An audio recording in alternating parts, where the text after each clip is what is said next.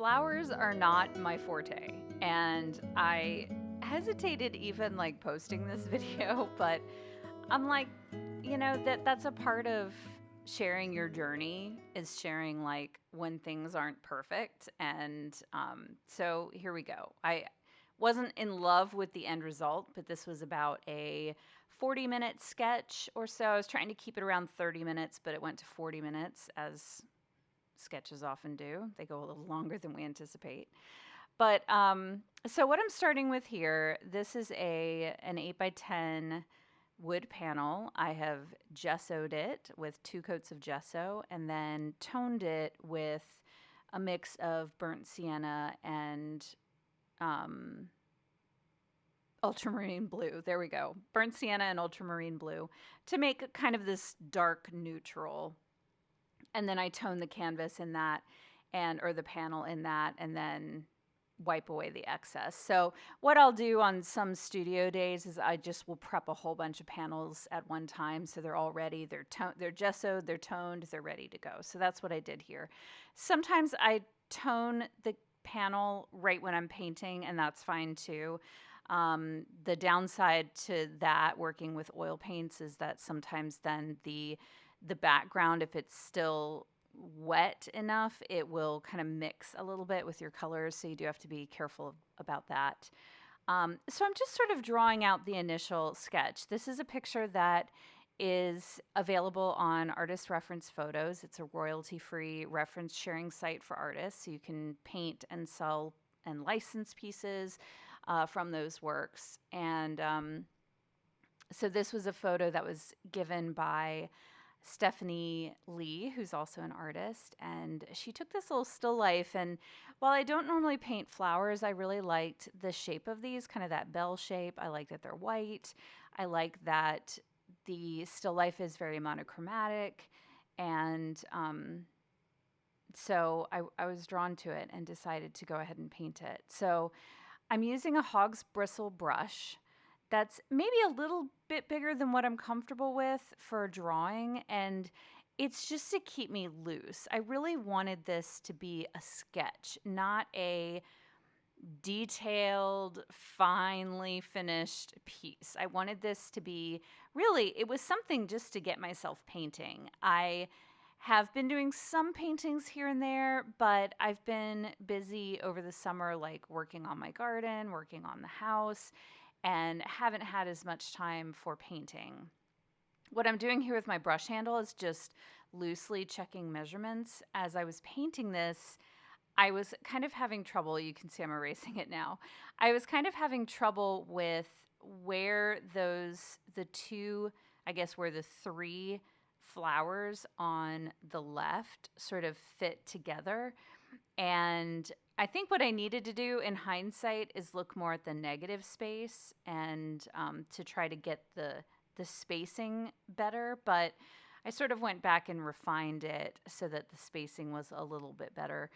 One thing that you just have to pay attention to when you're painting flowers or botanicals is, you want the stems to be moving at an angle that's natural for them. And so if I have this stem coming out of nowhere or like at this angle that it wouldn't do in nature, then it just looks off to us.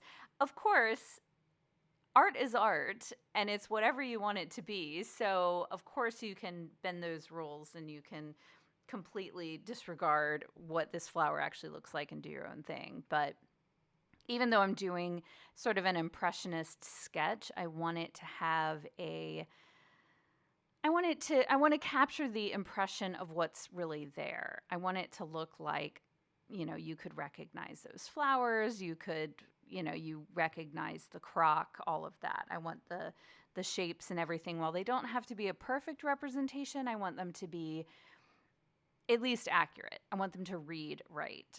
So this sketch that I've done is just in a mix of ultramarine blue and burnt sienna, and just kind of, I'd say, watered it down, but it's not with water. It's with Gamsol or mineral spirits, solvents, whatever it is that you use to thin your paint.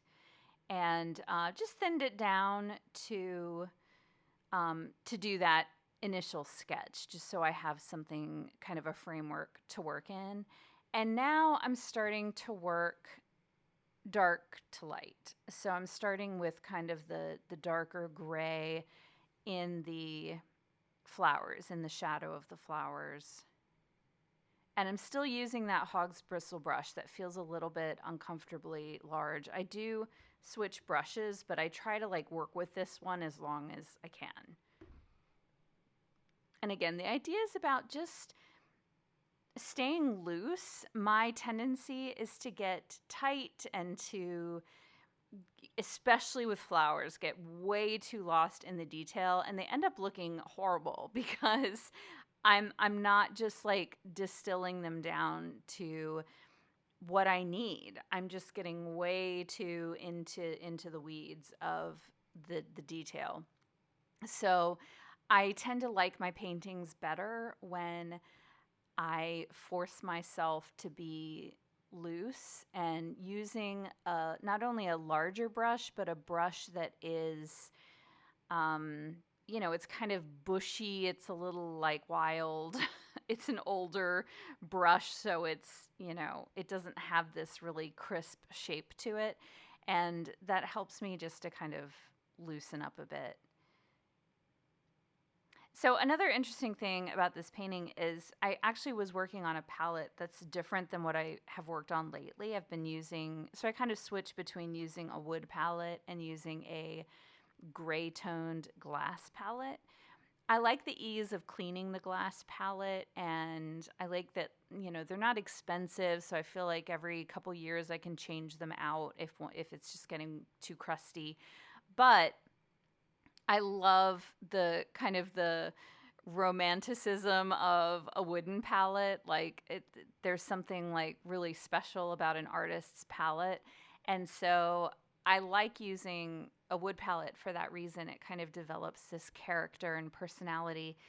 So I was working on a wood palette this time, and I feel like my grays and whites ended up being a little bit cooler than I intended them to. And I think it's just because I was mixing them on a different surface. I have kind of mixing on that gray toned glass palette really dialed in. And it's so interesting how just one change can kind of throw you off. So I need to practice more with mixing on the wood palette to get those, especially the whites, really dialed in so they're reading the way I want them to. I also painted this one a little bit darker. The photo was like a touch overexposed in some spots, the whites on the flowers, so I didn't want to take it quite that light, but I ended up painting it a little bit darker than probably what it looked like in real life, but that's all right. So I'm adding some more of some of the mid-tone grays, just finding those where the light is hitting those flowers. And if you're like me and struggle with painting flowers, then painting flowers that have a simple shape like this, like kind of that bell shape, and painting an arrangement that is not quite so dense, I think it helps. I find that I have an easier time if the flowers are sort of individual.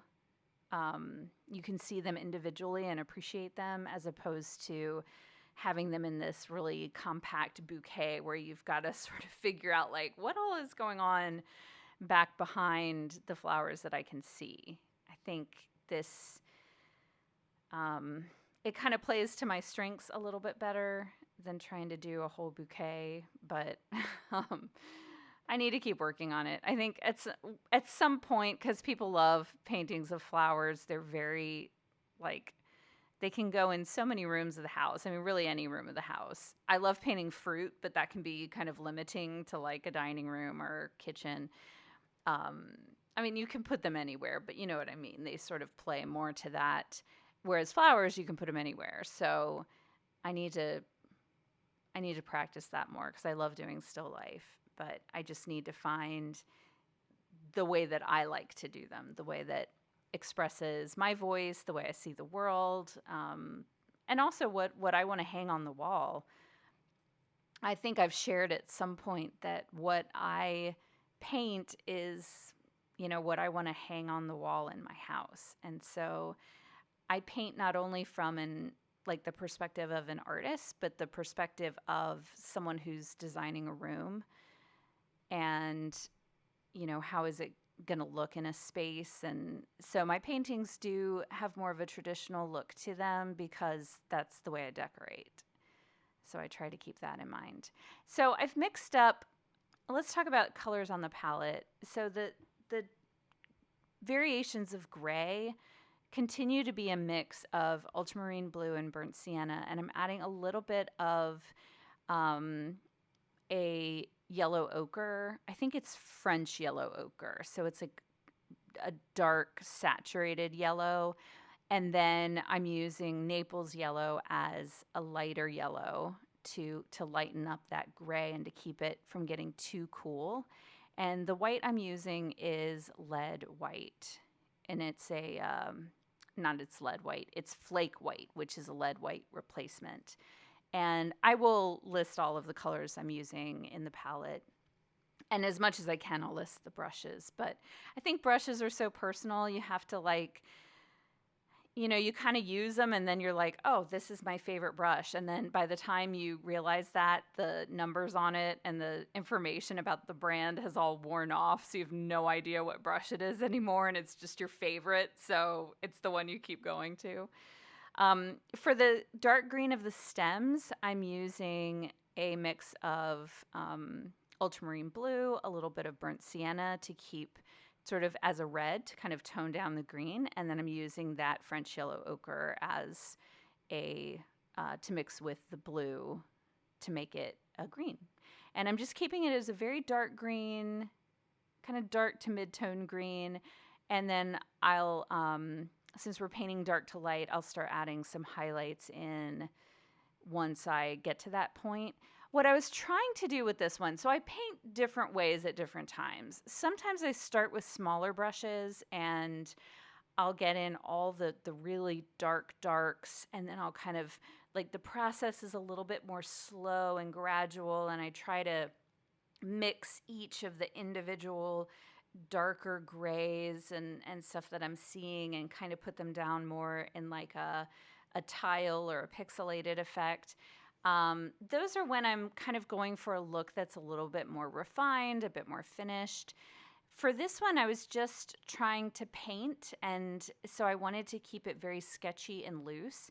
So for this one, I was taking the approach of kind of blocking in the values and the colors, and I'm not worrying as much about every tiny little shift of color or value. I'm just trying to get down large blocks of color. So just keep that in mind as you're painting, that it really is you don't have to do it the same time every time. And I find that I like doing that, kind of mixing up my technique. It sort of keeps me on my toes. It keeps it keeps my work from feeling like I'm just doing the same thing over and over again. There's so many artists that I admire greatly who are wonderful technicians. And to me, though, at times it looks like they're creating the paint. Creating the same painting over and over again. And to me, that's just not interesting. That's not exciting. I mean, I love their work and really appreciate work of people who do that kind of thing. Like, they do it very, very well.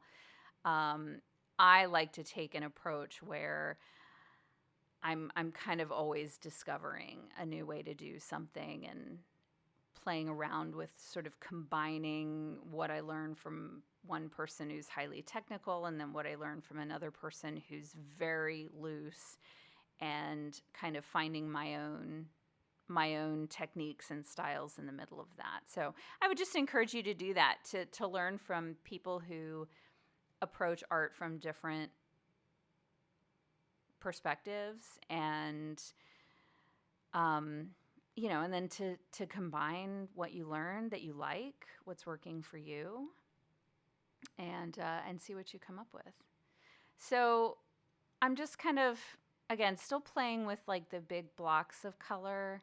As you can see, I'm using really the same color for the whole jug, just mixing in with the shadows that I put down earlier. And I'm still in this same trio of colors, the burnt sienna, French yellow ochre, and ultramarine blue. And I'm adding the flake white to it. And I think I'm adding a little bit of Naples yellow. So let me warn you, Naples yellow, genuine Naples yellow. I get it by Michael Harding. You can also get it from Vasari. It's really expensive. So you can always play with something like a cadmium lemon or something like that that's going to just give you a little touch of a bright, just a really bright, happy yellow that can kind of, you just want to make sure it's a little bit on the warmer side. Like if you want to have it replace Naples yellow, you don't want it to be too much like a highlighter where it's a really cool yellow. At this point, I'm straightening up the sides of the crock. It was a little bit of a trapezoid. So I was like, okay, let's get this fixed before we move along. I can easily get like stuck in it's down. I just want to leave it there. I don't want to mess it up. But it was a little bit crooked, so I wanted to get this straightened out. And I'm kind of, redefining some of the shadow areas a little bit more with that kind of just a mid-tone gray.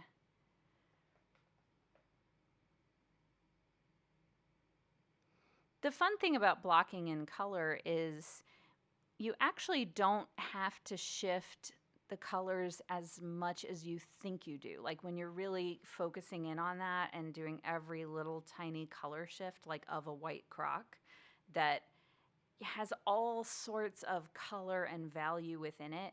When you simplify it to maybe 2 or 3 values, and then from there just add the highlights or lowlights that are most important, it's just amazing how you can get away with that. Like your eye just sort of fills in all of the things that you're not putting in with your brush.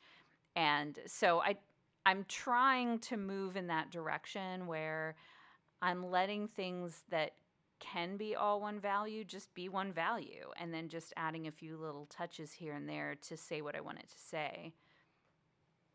So I decided in the table that I didn't want to paint like the wood. I just didn't want to get into that. So I just painted it like kind of a warm beigey tablecloth. I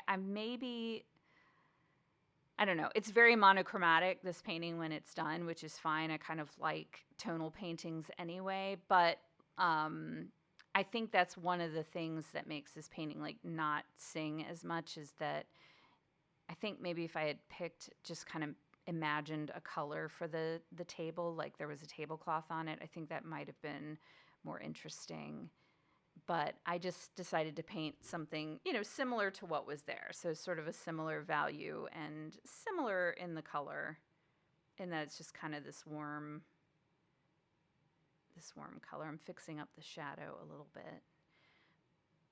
This was set up, it obviously has some artificial light, and it has a really strong light source and then a weaker light source. So I'm trying to kind of capture that without getting too particular about it, just trying to, again, just capture the idea of it. Looking at it now, like watching myself do it, I actually kind of like the background it has right now, like just sort of a warm brown. I do add this dark background to it, but looking at it, I'm like, yeah, I don't know. Going lighter might have been a good choice. Might have to try it again and experiment a little bit. Yeah, every painting I do, I don't get too caught up in the detail of like, do I love it or not? I'm just trying to focus on what I can learn from it. And what I've learned is there's always someone who loves a painting, even if I don't love it. I did furniture refinishing and decorative painting before I started painting on canvas and panels. And I learned that about furniture too, that there were some pieces that I did a good job on them, but they weren't my favorite, and they would still always sell. So we just all have different tastes. So I've learned to not judge my work too harshly and kind of separate myself from it and look more at like, okay, what did I learn from this? And I learned about, changing my palette. That's going to throw me off a little bit. So I need to be more mindful of, when I'm mixing, especially whites, if I'm changing my palette from what I'm used to. And I think it's also showing me, to maybe I could have tested out a couple of different colors for the background or for the table, maybe with a couple of just very, very tiny like thumbnails with color, just to see what really was going to sing. But this was just a sketch, so I'm not too worried about it. Again, my goal here was just to paint. So I'm using a brush. I'll put it in the down bar. It's a rosemary brush, and it's one that has become a favorite of mine to use for cutting in. So I'll use it in landscapes when I'm cutting in around the sky and around trees, well, around clouds and trees, and I want to cut the sky color in around those to like define their shape. And then I like to use them in my animal portraits to cut around the animal and kind of, again, refine the shape. And then also in still life. And it's kind of it's just a flat, very soft bristle brush, and it can create these really nice sharp edges around things. And it also creates a backdrop that, so I've been working with a hog's bristle brush, and those leave a lot of brush strokes. And there are times when I like that, but I tend to not like that in the entire painting. It starts to feel a little one note. So I like to use the hog's bristle brush to create texture where I want texture, and also looseness and all of that. And then to use this brush for the backdrop. So it's like has less texture, and it kind of pushes the background back a little bit, because the brush strokes are not as thick. They're flat, they're not as noticeable. So it sort of reads as a nice backdrop. So I started using that after I took a class with Julie Davis, and she's an amazing artist at trees. If you don't follow her on Instagram or you haven't seen her work, you should check it out. It's really good. And she comes to art with a very, I think, a beautiful blend of like artistry and, being very methodical as well. But she uses a similar brush to this, not this exact brush, but a similar brush where it's just sort of a flat, soft brush that she uses to cut in around trees. And I started using one in her class, and I'm like, yes, I'm sold. I'm there with you. And this is a little bit more, it's probably the part of the process that takes the longest, because I'm refining the shape of the flowers. So since I was laying the flowers in with this kind of, clunky hog's bristle brush, the shape was not very refined. And now this is the opportunity for me to come back and define the petals, figure out where I want the edges to be, which edges I want to be hard, which ones I want to be soft. So there's a little bit more like thinking in this stage, and like stopping and just looking at how it's coming across. The other thing is I'm leaving space for the whitest whites. So there are going to be just some gaps in here. The background color is a mix of ultramarine blue and burnt sienna, just making a dark neutral. What I love about that mix is if I add more ultramarine blue, it makes it darker and blacker. And if I add more burnt sienna like I am here, it makes it a little warmer. It leans more brown. So it's a color it's a color mix that I use just all the time, and continually kind of shift it to being a little more blue or a little bit more orange depending on what I'm doing. The background in this picture, I think it's a wood paneling. It's kind of has a reddish tone to it, so that's why I kept it a little bit of a warmer brown instead of going like fully black.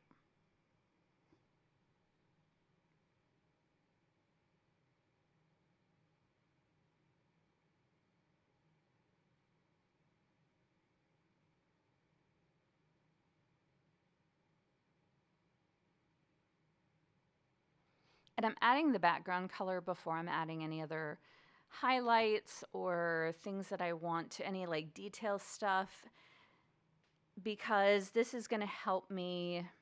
First of all, the whole panel will be covered with paint. And then it's going to help me determine like how light I need to go with those highlights and like what other like maybe lighter colors I need to put in or lighter values I need to put in before I take it all the way to the whitest white.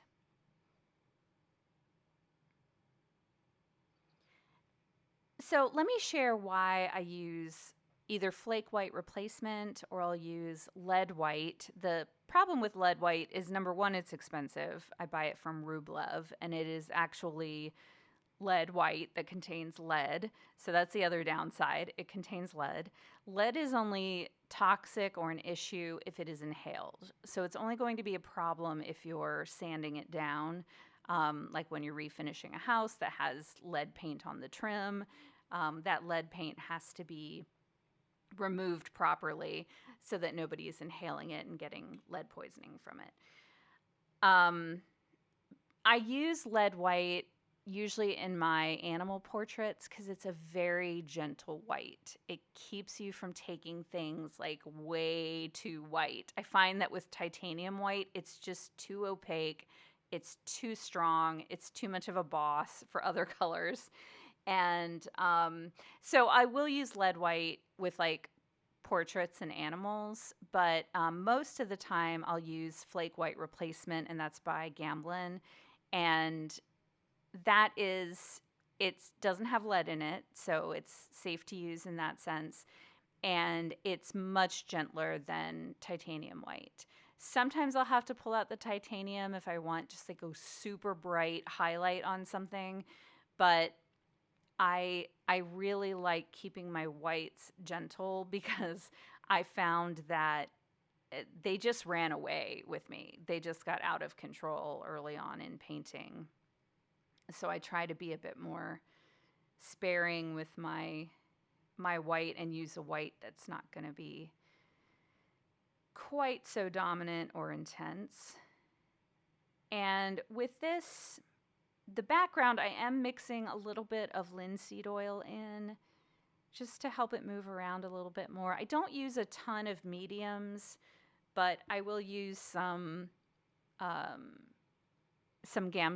in the very beginning just to thin things down when I'm sketching and to keep the paint like loose and moving and thin. And then when I get to some of the final touches, or if I'm covering a background, I'll add some linseed oil just to make the paint move a little bit easier. So I'm adding in, I guess that's the back of the crock, just to make it a bit more three-dimensional. Once I have that background cut in, then I can kind of come back and further refine. So I've switched to a smaller brush that is, I'll have to take a look at what brush it is. I'll list it in the down bar, but it's a flat brush. It's fairly soft bristles. It doesn't have a super sharp edge like an acrylic or a synthetic brush would. And I'm doing that intentionally. I don't want to use like an ivory white brush that is going to have this really crisp straight line. I want to keep things a little soft. So it's a smaller flat brush, but so I can get into like some of the details, but it's still not allowing me to be too precious, too detailed, too refined. It's kind of a balance between, what feels comfortable and what's going to give you the look that you want.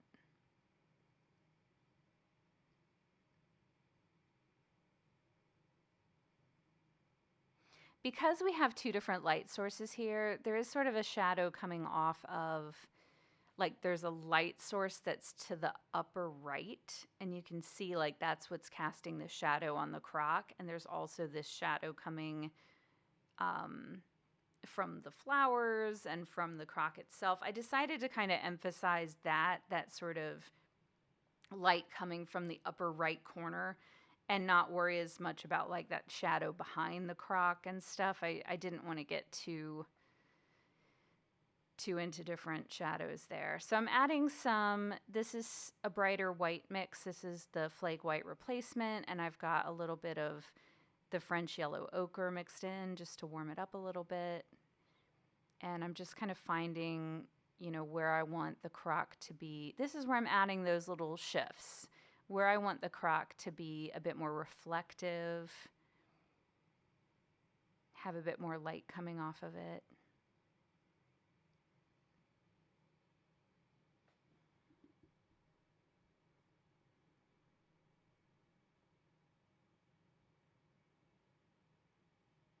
And I'm looking at, so this surface that I'm painting right now is sort of diagonal, so it's catching more of the light than the sides are. So I'm trying to make sure that like the top side of the lip is a little bit brighter. I just keep adding just a little bit more white.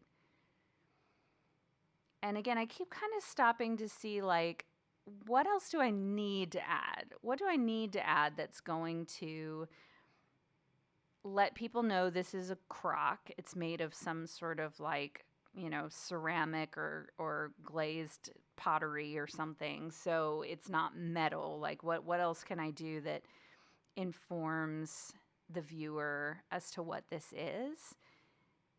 And then like, when can I stop? Because as a sketch, I only want to capture the information that I really need. I don't want to get like too into all the little tiny details.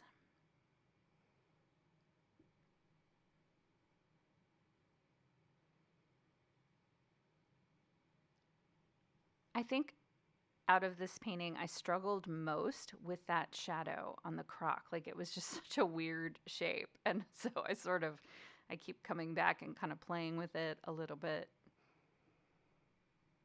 trying to refine it. So I did add a little bit more yellow to the paint for the flowers. And again, I'm just trying to see like, okay, what do I need to add that's going to bring out where these flowers are being hit by light? Because I don't want them to get too detailed. I'm really fighting against that. I just want to capture what I need to.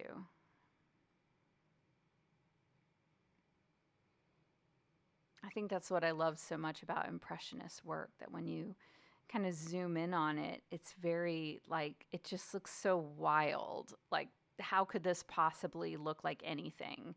And then when you zoom out, when you take that step back and see it as a whole, it's, you know, it all comes together.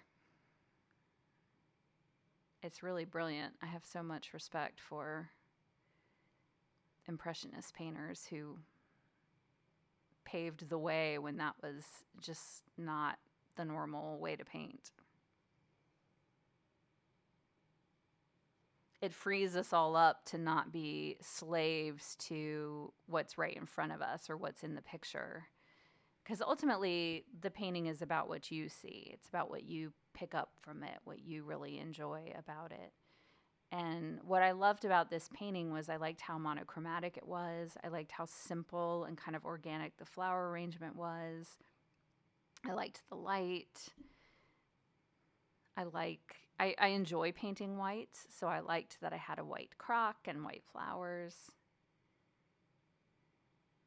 Again, in hindsight, I think I left the darker gray in the flowers was a little bit too dark. Perhaps could have brought that up a little bit more, but I got to the point where I was like, yeah, this is done. This says enough of what I want it to say. They're not all going to be favorites.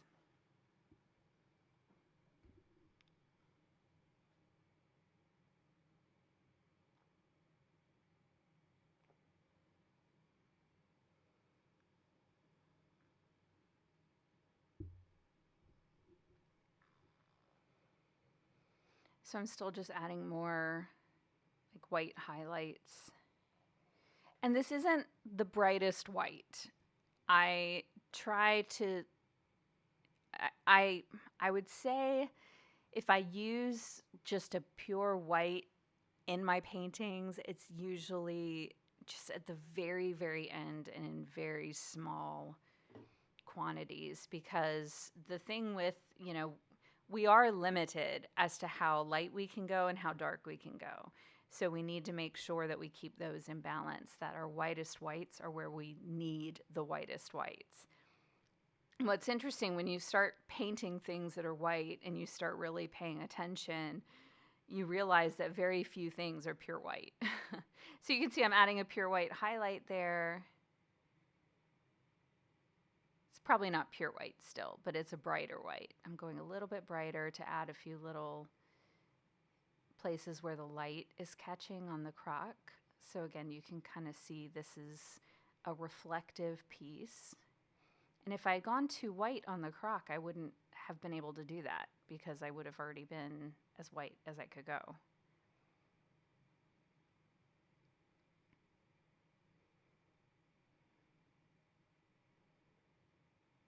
And I'm lightening up the tabletop just a little bit more.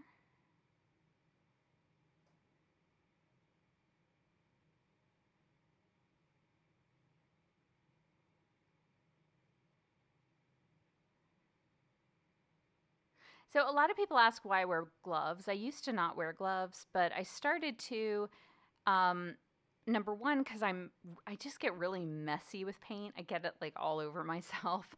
So I started wearing gloves just to make cleanup easier, but also because I do work with things like lead white and cadmiums and some paints that, just really are only an issue if you're inhaling them, but you probably just don't want them sitting on your skin for an entire paint session. So it's just a precaution. I hate wearing the gloves. I tend to like working with my bare hands on things, but with oil paints, it's a case where I'm just, I just decided I'm just going to wear gloves just so cleanup's easier and I'm not having any toxic material sitting on my skin for long periods of time.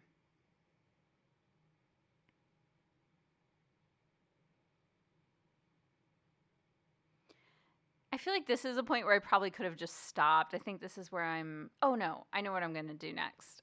I'm going to add a few little highlights to the leaves and stems, and that's why I'm spending a little bit of time mixing on the palette.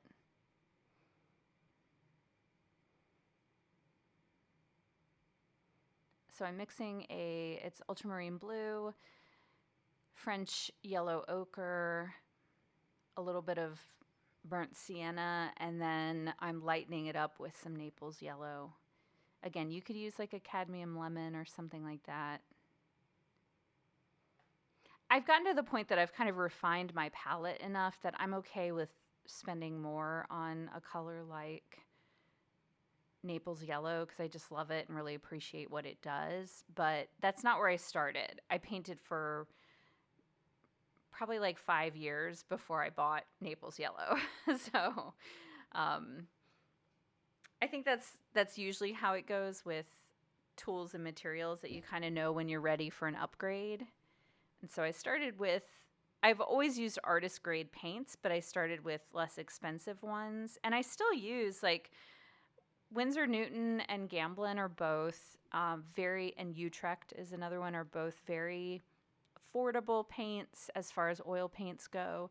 And I still use them largely as a part of my palette. And then I just have a few specialty colors that I add in, like from Vasari or Michael Harding or Old Holland, that are a little bit more expensive. You can see I'm like getting to the end of it because I'm starting to lean into the painting a little bit more. I try to force myself to like sit back so I can really get a view of everything. So I'm adding in just the little centers of the flowers with it's primarily yellow ochre the French yellow ochre with a little bit of burnt sienna mixed in.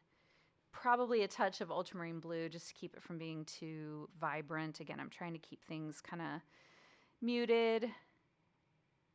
I was playing around with adding a little bit to one of the flowers, and it was like way too much. I clearly wasn't planning on having my hair on this video. I've got it just like pulled back in a ponytail.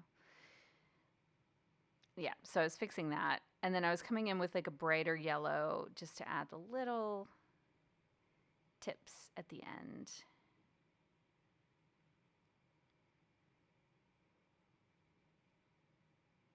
And I'm just using the corner of that flat brush I moved to a little while ago. Gives me enough control, but not too much. Not getting into too fine of the details.